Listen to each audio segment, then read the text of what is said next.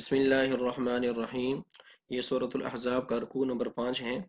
اور اس رکوع کے اندر جو ہے 4-5 باتیں بڑی اہم ذکر ہوئی ہیں۔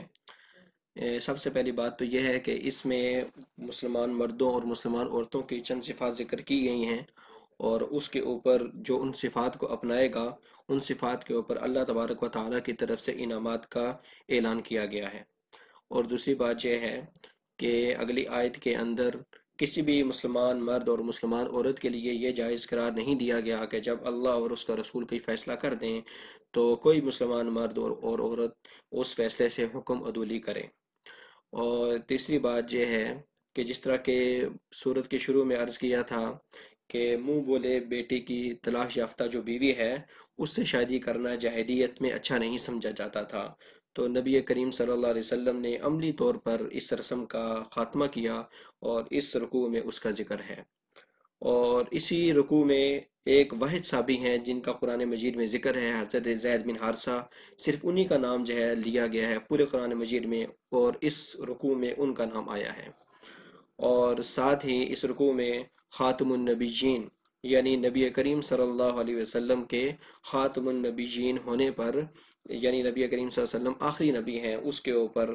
بڑے واضح انداز میں یہ کہا گیا ہے کہ آپ صلی اللہ علیہ وسلم آخری نبی ہیں۔ تو چلیں شروع کرتے ہیں۔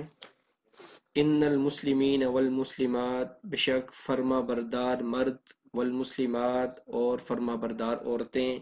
یہ جو یہاں پر یہ مذکر کا صیغہ آ رہا ہے اور اس کے بعد یہ مؤنث کا صیغہ جو آ رہا ہے، اس میں اس کا پس منظر یہ ہے کہ بہت سے صحابیات جو تھیں ان کی یہ خواہش تھی کہ اللہ تبارک و تعالیٰ نے زیادہ تر جو قرآن مجید کی آیات اور احکام نازل کیے ہیں وہ مذکر کے صیغے کے ساتھ نازل کیے ہیں، اور اگرچہ ان میں مؤنث عورتوں کا بھی ذکر ہوتا تھا، لیکن ان کی یہ خواہش تھی کہ اللہ تعالیٰ مؤنث کے صیغوں کے ساتھ جو ہے وہ مسلمان عورتوں کا ذکر کریں، تو اس وجہ سے یہاں پہ مؤنث کے ساتھ صیغے بھی ذکر کیے گئے ہیں۔ بے شک فرما بردار مرد اور فرما بردار عورتیں، والمؤمنین والمؤمنات اور مومن مرد اور مومن عورتیں، والقانتین والقانتات اور فرما بردار مرد اور فرما بردار عورتیں، والصادقین والصادقات اور سچے مرد اور سچی عورتیں، والصابرین والصابرات اور صبر کرنے والے مرد اور صبر کرنے والی عورتیں، والخاشعین والخاشعات اور عاجزی اختیار کرنے والے مرد اور عاجزی اختیار کرنے والی عورتیں، والمتصدقین والمتصدقات اور صدقہ دینے والے مرد اور صدقہ دینے والی عورتیں، والصائمین والصائمات اور روزہ رکھنے والے مرد اور روزہ رکھنے والی عورتیں، والحافظین فروجہم اور اپنی شرمگاہوں کی حفاظت کرنے والے مرد، والحافظات اور اپنی شرمگاہوں کی حفاظت کرنے والی عورتیں، والذاکرین اللہ کثیرا اور اللہ تعالیٰ کا بہت زیادہ ذکر کرنے والے مرد، والذاکرات اور اللہ تعالیٰ کا بہت زیادہ ذکر کرنے والی عورتیں۔ یہ جتنے بھی پیچھے 11 صفات جو ذکر ہوئی ہیں، پھر اللہ تعالیٰ نے ان صفات کا ذکر کر کے کہا ہے کہ جو ان صفات کو، جس کے اندر یہ صفات موجود ہیں، جو ان صفات کو اپنانے کی کوشش کرتا ہے، اعد اللہ لہم مغفرتاً، ان سب کے لیے اللہ تعالیٰ نے مغفرت تیار کر رکھی ہے، وہ اجراً عظیما اور بہت بڑا اجر اللہ تعالیٰ نے آخرت میں ان کے لیے تیار کر رکھا ہے۔ اب جو اگلی آیت ہے، وما کان لمؤمن ولا مؤمنۃ، کسی بھی مومن مرد کے لیے اور کسی بھی مومن عورت کے لیے یہ بات جائز نہیں ہے، یعنی کسی بھی مسلمان مرد یا کسی بھی مسلمان عورت کے لیے یہ بات جائز نہیں ہے، اذا قضى اللہ ورسولہ، جب اللہ اور اس کا رسول کسی بات کا فیصلہ کر دیں، ان یکون لہم الخیرہ، کہ اس کے بعد ان کو کوئی اختیار یا کوئی گنجائش ملے، من امرہم، اپنے معاملے کا۔ اب اس آیت کا پس منظر یہ ہے کہ نبی کریم صلی اللہ علیہ وسلم نے بہت سے جو مرد اور عورت سے ان کا نکاح کا پیغام بھیجا تھا، اور بعض اوقات اس طرح ہوتا تھا کہ بعض اوقات لوگ جو ہوتے تھے اپنے خاندانی حسب نسب یا زیادہ مالدار ہونے کی وجہ سے رشتہ جوڑ کا تو نہیں ہوتا تھا، لیکن وہ اس طرح کرتے تھے کہ آگے سے انکار کر دیتے تھے، اگرچہ نبی کریم صلی اللہ علیہ وسلم کی حدیث سے واضح ہے کہ زیادہ مالدار ہونا یا زیادہ نسب ہونا اسلام میں اس کا بھی اعتبار ہے، لیکن زیادہ دینداری کا اعتبار ہے۔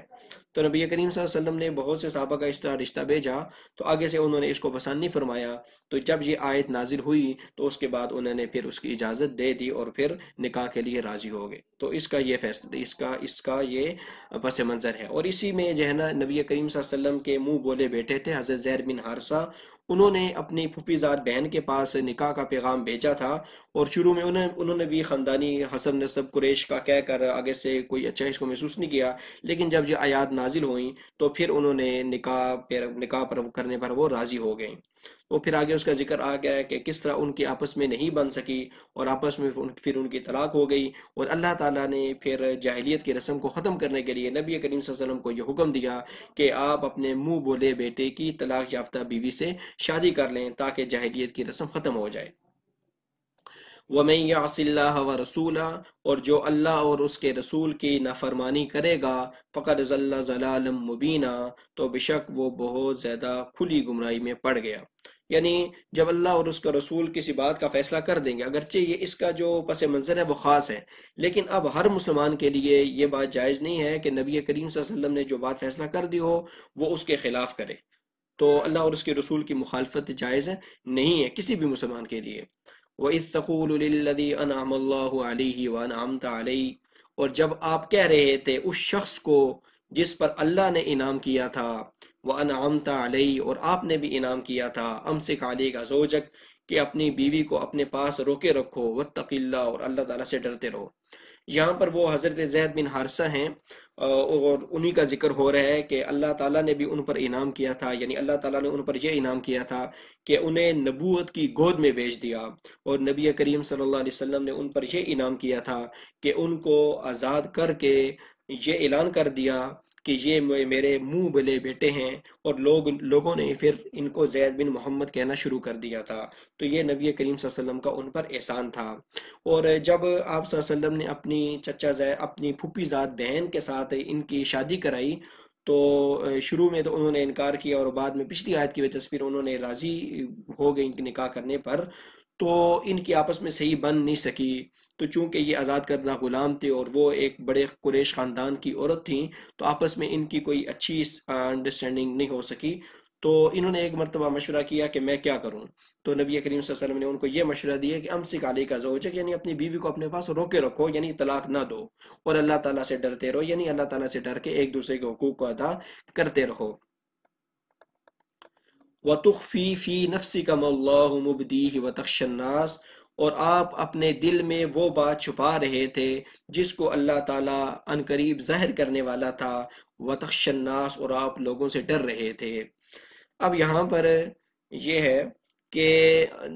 اللہ تعالیٰ نے نبی کریم صلی اللہ علیہ وسلم کو پہلے سے بتا دیا تھا کہ اس طرح حضرت زید بن حارثہ جو آپ کے منہ بولے بیٹے ہیں وہ اپنی بیوی کو طلاق دے دیں گے، اور پھر آپ کو ان سے شادی کرنا ہوگی تاکہ جاہلیت کی رسم ختم ہو جائے۔ لیکن پھر بھی نبی کریم صلی اللہ علیہ وسلم نے انہیں عام مشورہ دیا اور کہا کہ نہیں، تم حتی الامکان یہ کوشش کرو، نباہ کی کوشش کرو،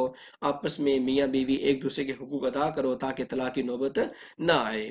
اور یعنی اللہ مبدی، جس کو اللہ تعالیٰ ظاہر کرنے والا تھا، یعنی اللہ تعالیٰ یہ بات ظاہر کرنے والا تھا کہ عنقریب جو ہے ان کی طلاق ہو جائے گی، اور عنقریب جو ہے نبی کریم صلی اللہ علیہ وسلم کو حکم دیا جائے گا کہ آپ ان سے شادی کر لیں۔ وہ تخشى الناس، اور آپ لوگوں سے ڈر رہے تھے۔ اس کا یہ مطلب ہے کہ چونکہ جاہلیت کے اندر منہ بولے بیٹے کی طلاق یافتہ بیوی سے شادی نہیں، اس کو اچھا نہیں سمجھا جاتا تھا، اس کو اچھا نہیں خیال کیا جاتا تھا، تو لہٰذا نبی کریم صلی اللہ علیہ وسلم کو یہ ہلکا سا خوف تھا کہ جنا مشرکین مکہ اور منافقین میرا بہت زیادہ تانے دیں گے کہ یہ دیکھو بھائی کس طرح کے جنا اس رسوم اختیار کر رہے ہیں۔ تو اس وجہ سے نبی کریم صلی اللہ علیہ وسلم کو ہلکا سا ڈر بھی تھا، اور چونکہ نبی کریم صلی اللہ علیہ وسلم نے خود شادی کرائی تھی، تو نبی کریم صلی اللہ علیہ وسلم جنا یہ چاہتے تھے کہ جنا یہ شادی بھی میں نے خود ہی کرائی ہے، تو وہ اس بات کو اچھا نہیں سمجھ رہے تھے کہ آپس میں ان دونوں کی طلاق ہو جائے۔ تو پھر کیونکہ نکاح کا پیغام بھی نبی کریم صلی اللہ علیہ وسلم نے خود بھیجا تھا، تو نبی کریم صلی اللہ علیہ وسلم یہ نہیں چاہتے تھے کہ آپس میں دونوں کی طلاق ہو، اور نبی کریم صلی اللہ علیہ وسلم یہ چاہتے تھے کہ آپس میں جنا ان کی شادی آگے چلتی رہے۔ واللہ احق ان تخشا، اور اللہ تعالیٰ اس بات کا زیادہ حق رکھتا ہے کہ اس سے ڈرا جائے۔ فلما قضا زید منہا، یعنی اللہ تعالیٰ، پچھلی آیت کا یہ مطلب ہے، یعنی اللہ تعالیٰ کا جو حکم ہے اس پر جو ہے نا آپ جو ہے نا لوگوں کو چھوڑ کر، لوگوں کو نہ دیکھیں کہ لوگ کس طرف جائیں گے، لوگ کیا کہیں گے، بلکہ اللہ تعالیٰ کا جو ہے نا وہ جو حکم ہے اس پر عمل کریں۔ فلما قضا زید منہا، جب حضرت زید نے اپنی بیوی کو اپنے سے علیحدہ کر لیا، یعنی اپنی بیوی کو اپنے سے طلاق دے دی، تو یہ حضرت زید پورے قرآن مجید میں صرف ایک ہی صحابی کا یہ ذکر ہے، وہ حضرت زید بن حارثہ ہیں، اور پورے قرآن مجید میں کسی بھی صحابی کا نام نہیں لیا گیا، صرف حضرت زید بن حارثہ کا نام لیا گیا ہے۔ فلما قضا زید منہا وطرا، جب حضرت زید نے ان کو اپنے سے علیحدہ کر لیا، یعنی ان کو طلاق دے دی، زوجنا کہا، تو ہم نے آپ کی شادی کرا دی اس کے ساتھ، یعنی حضرت زینب بنت جحش کے ساتھ جو آپ کی پھوپھی زاد بہن تھیں، لِكَيْ لَا يَكُونَ عَلَى الْمُؤْمِنِينَ حرج، تاکہ مسلمان مردوں پر کوئی تنگی نہ ہو، فی ازواج ادعیائہم، اپنے منہ بولے بیٹوں کی بیویوں کے ساتھ شادی کرنے میں، یعنی آئندہ کے بعد اس رسم کو ہمیشہ کے لیے ختم کر دیا جائے، اور کوئی بھی مسلمان جو مرد ہے وہ اپنے منہ بولے بیٹے کی بیوی، چاہے وہ مطلقہ ہو یا طلاق یافتہ ہو، اس کے ساتھ شادی کرنے میں کوئی عار یا شرم محسوس نہ کرے، یعنی اس رسم کو نبی کریم صلی اللہ علیہ وسلم نے ختم کر دیا۔ اذا قضوا منہن وطرا، جب کہ ان کے منہ بولے بیٹے ان کو طلاق دے دیں، اپنے سے علیحدہ کر لیں۔ وَكَانَ أَمْرُ اللَّهِ مَفْعُولًا، اور بے شک اللہ تعالیٰ کا حکم پورا ہو کر رہنے والا ہے۔ مَا كَانَ عَلى النَّبِيِّ مِنْ حَرَجٍ فِي مَا فَرَضَ اللَّهُ لَهُ، نبی کے لیے کسی بات میں کوئی تنگی نہیں ہوتی جو اللہ تعالیٰ نے اس کے لیے مقرر کر دیا ہو، یعنی اللہ تعالیٰ یہ بتا رہے ہیں کہ نبی کا کام ہے اللہ تعالیٰ کے حکم کی فرمانبرداری کرنا، اور نبی کو بالکل تنگی محسوس نہیں ہوتی جو اللہ تعالیٰ اس پر حکم دیتا ہے، جو اس کو کام دیتا ہے، جو حکم دیتا ہے، نبی اس کو فوراً بجا لاتا ہے۔ سنت اللہ فی الذین خلو من قبل، یہی اللہ تعالیٰ کا طریقہ ہے پہلے لوگوں میں بھی جو گزر چکا ہے، یعنی یہی طریقہ تمام انبیاء نے اس کو اپنایا ہے کہ جب بھی اللہ تعالیٰ نے کوئی حکم دیا ہے تمام انبیاء نے اس کو فوراً بجا لایا ہے۔ وکان امر اللہ قدرا مقدورا، اور اللہ تعالیٰ کا جو حکم ہے وہ پہلے سے طے کیا ہوا ہے، اس کا اندازہ پہلے سے کر لیا گیا ہے۔ الذین یبلغون رسالات اللہ، اب اللہ تعالیٰ نبیوں کی صفات بیان فرما رہے ہیں کہ جو وہ ایسی ہستیاں ہیں جو کہ اللہ تعالیٰ کے پیغامات کو لوگوں تک پہنچاتے ہیں، وَيَخْشَوْنَهُ، اور وہ صرف اللہ تعالیٰ سے ڈرتے ہیں، وَلَا يَخْشَوْنَ أَحَدًا إِلَّا اللَّهُ، اور اللہ کے سوا وہ کسی سے نہیں ڈرتے، وَكَفَى بِاللَّهِ حَسِيبًا، اور اللہ تعالیٰ حساب کو کافی ہے، یعنی اللہ تعالیٰ خوب جو ہے حساب لینے والا ہے۔ ما کان محمد ابا احد من رجالکم، محمد صلی اللہ علیہ وسلم تمہارے مردوں میں سے کسی کے باپ نہیں ہیں، یعنی کسی کے حقیقی باپ نہیں، کیونکہ نبی کریم صلی اللہ علیہ وسلم کی جو نرینہ اولاد تھی وہ جو بچے تھے وہ شروع میں خالی بچیاں رہ گئی تھیں 4، اور جو 3 جو بچے تھے وہ شروع میں چھوٹی عمر میں فوت ہو گئے تھے، اور دوسرے جو زید بن حارثہ ہیں ان کے نبی کریم صلی اللہ علیہ وسلم حقیقی باپ نہیں ہیں، بلکہ ان کے چونکہ منہ بولے باپ تھے تو لہٰذا یہ کہا جا رہا ہے تمہارے مردوں میں سے کسی کا باپ نہیں ہے، یعنی کوئی بھی ایسا مرد نہیں ہے کہ جس کے نبی کریم صلی اللہ علیہ وسلم باپ ہوں۔ وَلَٰكِن رسول اللہ وخاتم النبیین، لیکن اللہ کے رسول ہیں، وخاتم النبیین، اور نبیوں کے خاتم ہیں، یعنی خاتم النبیین ہے، آخری نبی ہیں، اور آپ صلی اللہ علیہ وسلم کے بعد اب کوئی بھی نبی نہیں آئے گا، جو کوئی آخری نبی ہونے کا دعویٰ بھی کرے اس کو جھوٹا تصور کیا جائے گا۔ وَكَانَ اللَّهُ بِكُلِّ شَيْءٍ عَلِيمًا، تو یہ وہ آیت ہے جس میں نبی کریم صلی اللہ علیہ وسلم کے خاتم النبیین ہونے کا واضح طور پر اعلان کر دیا گیا ہے کہ آپ نبی کریم صلی اللہ علیہ وسلم کے بعد کوئی نبی نہیں آئے گا۔ وَكَانَ اللَّهُ بِكُلِّ شَيْءٍ عَلِيمًا، اور بے شک اللہ تعالیٰ ہر چیز کو جاننے والا ہے۔ تو یہ ہمارا رکوع نمبر 5 ہے، مکمل ہوگا۔